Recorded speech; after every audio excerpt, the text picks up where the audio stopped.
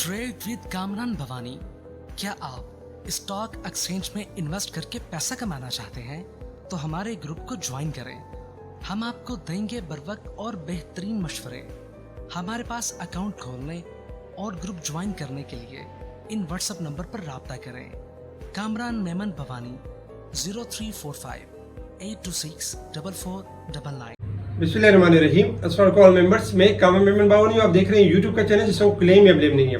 आज भी मार्केट में अगर देखा जाए सुस्त तरीन दिन रहा और लैकलस्टर रही मार्केट, क्योंकि मार्केट में स्टार्टिंग फर्स्ट सेशन में वॉल्यूम्स नहीं थे और फिर सेकंड हाफ में कुछ वॉल्यूम्स में आहिस्ता आहिस्ता इजाफा हुआ और फाइनली हमने देखा कि 99 मिलियन के वॉल्यूम्स में, जो कल के वॉल्यूम के तकरीबन थोड़े से ज्यादा थे लेकिन कल के वॉल्यूम के बराबर वॉल्यूम्स नजर आए।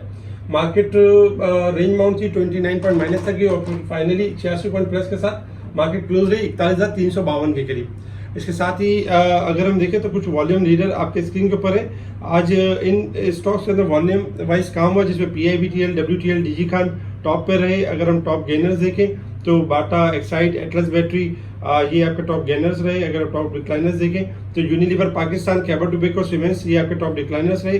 सेक्टर वाइज पोजीशन देखें तो सेक्टर वाइज पोजीशन में देखा जाए कमर्शियल बैंक आज टॉप पे रहे 43 पॉइंट, जबकि सीमेंट सेक्टर सेकंड नंबर पे, इन्वेस्टमेंट बैंक, पावर जनरेशन। और इसके अलावा अगर हम नेगेटिव साइड पर देखें तो fertilizer, oil and gas, pharmaceuticals इनमें हमने थोड़ी सी गिरावट देखी पॉइंट वाइज। इसके साथ ही अगर देखा जाए तो यानी कि आज कुछ न्यूज़ भी थी मार्केट के अंदर। और सबसे पहले अगर न्यूज़ के ऊपर देखें तो पाकिस्तान का ईरान और रूस और अफगानिस्तान से बॉर्डर यानी कि बार्टर ट्रेड शुरू करने का फैसला कर दिया। यानी कि बार्टर ट्रेड भी है कि एक्सचेंज करेंगे चीज़ों के बदले चीज़ें लेना और इस तरीके से ये कारोबार ट्रेड करेंगे, तो ये अच्छा है पाकिस्तान के लिए। इसके साथ ही डॉलर के हवाले से देखें तो डॉलर 285.68 के पास ट्रेड करते हुए नजर आए, जबकि इन्फ्लेशन में मुसलसल इजाफा हो रहा है जो कि हमारी मईशत के लिए अच्छा नहीं है। जबकि सीमेंट सेक्टर में अगर हम देखें तो सीमेंट सेक्टर की जो कुछ डिस्पैचेज में इंप्रूवमेंट हुई है 36%। इसके साथ ही स्टेट बैंक की तरफ से बताया गया कि फर्दर रेट में इजाफा नहीं किया जाएगा, जो अपकमिंग मॉनेटरी पॉलिसी होगी उसमें इजाफा नहीं किया जाएगा, क्योंकि पाकिस्तान में जो इंटरेस्ट रेट है सबसे हाईएस्ट है वर्ल्ड वाइड। और इसके अलावा इस वक्त श्रीलंका ने भी कुछ इंटरेस्ट रेट में कमी की है। पॉसिबल है कि आने वाले वीक के अंदर कोई इंटरेस्ट रेट में कमी कर देते हैं तो हमारे मुल्क के लिए काफ़ी बेहतर होगा। इसके अलावा अगर हम देखें तो PSDP में शामिल सुस्त रवि का शिकार मनसूबों का दायरे कार से निकाला जाएगा, वज़ीर आज़म का ये कहना था। इसके साथ ही अगर हम देखें तो इस्लामाबाद में बजट में IT के फरोग के लिए मंसूबे शामिल किए जाएंगे। इसके साथ ही अगर हम देखें तो किसान पैकेज के तहत शुरू किए गए मंसूबे जारी रखे जाएंगे। और कुछ कंपनीज के हवाले से काफ़ी अच्छी न्यूज़ है, पॉजिटिव न्यूज़ थी, क्योंकि आपको पता है कि रिजर्व में जो जिन कंपनीज के पास रिजर्व बहुत ज़्यादा है या तो उनको बोनस या डिविडेंड देने होंगे, इस तरह की चीज़ें करनी होंगी, अदरवाइज नहीं करते तो एक्सपेक्टेशन है कि कोई टैक्सेस लग सकते हैं। बेस्ट वे भी अगर देखा जाए तो अपना ऑथोराइज कैपिटल इंक्रीज कर रहे हैं, जिसके बाद हमने देखा कि इसमें इजाफा हुआ। इसके अलावा देखा जाए तो लॉटरी खुल गई। जी हाँ, जिन लोगों ने सेंचुरी पेपर होल्ड किया हुआ था, CEPB को जिन्होंने रखा हुआ, उनकी लॉटरी खुल गई। और लॉटरी इस तरह से खुली है कि 80% बोनस अनाउंस किया है सिटी यानी कि देखा जाए तो CEPB ने।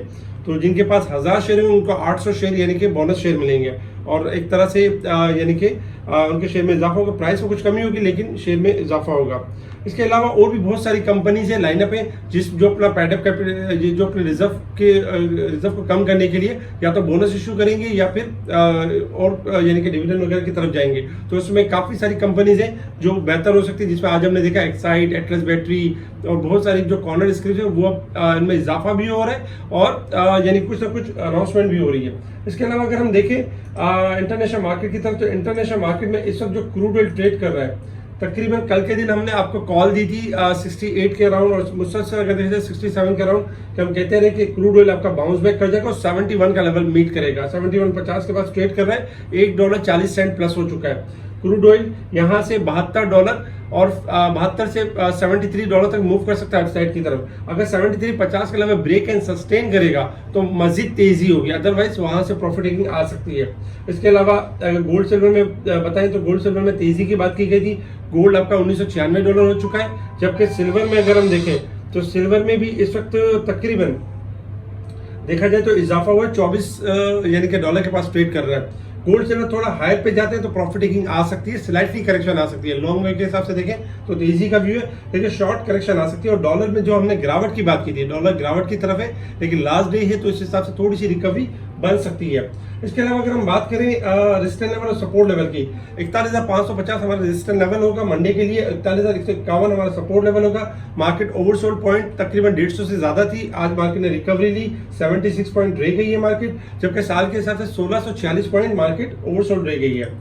टेक्निकल ग्राफ के हिसाब से अगर हम बात करें तो मार्केट के हिसाब से अगर देखा जाए तो मार्केट ने कल शॉर्ट ग्राफ के हिसाब से आपको यही बताया गया था कि मार्केट आपकी ओवरसोल्ड है और मार्केट पॉजिटिव परफॉर्म कर सकती है। आज हमने देखा कि मार्केट ने पॉजिटिव परफॉर्म किया और 86 पॉइंट प्लस की क्लोजिंग भी दी।